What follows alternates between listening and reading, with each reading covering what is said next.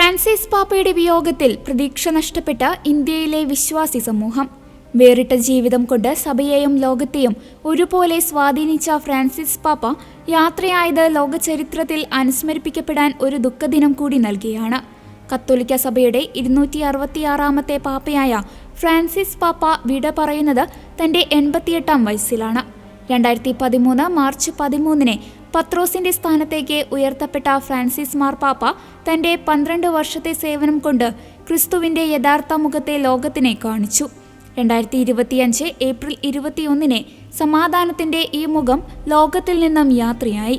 പരിശുദ്ധ പിതാവ് ഉടൻ ഇന്ത്യ സന്ദർശിക്കുമെന്ന് പ്രതീക്ഷിച്ചിരുന്ന ഇന്ത്യയിലെ ദശലക്ഷക്കണക്കിന് വിശ്വാസികൾക്ക് ഈ വാർത്ത പ്രതീക്ഷകളുടെ ചിറകരിഞ്ഞു വീഴ്ത്തിയ പോലെയായിരുന്നു.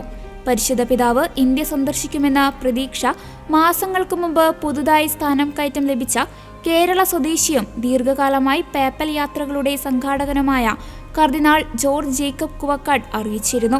2025 ജൂബിലി വർഷാഘോഷങ്ങളിൽ വത്തിക്കാൻ ശ്രദ്ധ കേന്ദ്രീകരിച്ചത് യാത്രയെ വൈകിപ്പിക്കുമെന്നും റോമിൽ ധാരാളം ആഘോഷങ്ങളുള്ളതുകൊണ്ട് ആ വർഷം പോപ്പ് വത്തിക്കാനിലായിരിക്കും ഉണ്ടായിരിക്കുക എന്ന് ഡിസംബറിൽ കൊച്ചി അന്താരാഷ്ട്ര വിമാനത്താവളത്തിലെത്തിയപ്പോൾ കുവക്കാട് പിതാവ് മാധ്യമപ്രവർത്തകരോട് പറഞ്ഞിരുന്നു.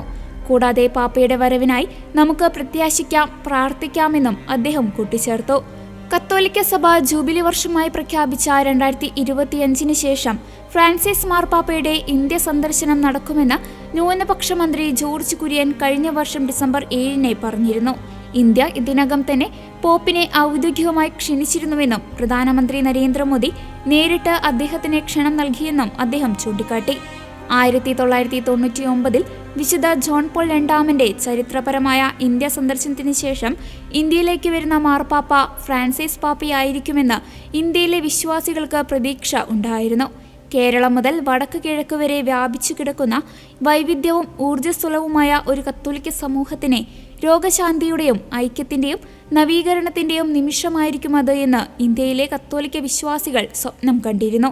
68 രാജ്യങ്ങൾ സന്ദർശിച്ച മാർപ്പാപ്പ തങ്ങളെയും സന്ദർശിക്കുമെന്ന സ്വപ്നം ഫലമണിയാതെ പോയെന്ന വലിയ ദുഃഖത്തിലാണ് ഇന്ത്യയിലെ വിശ്വാസികൾ.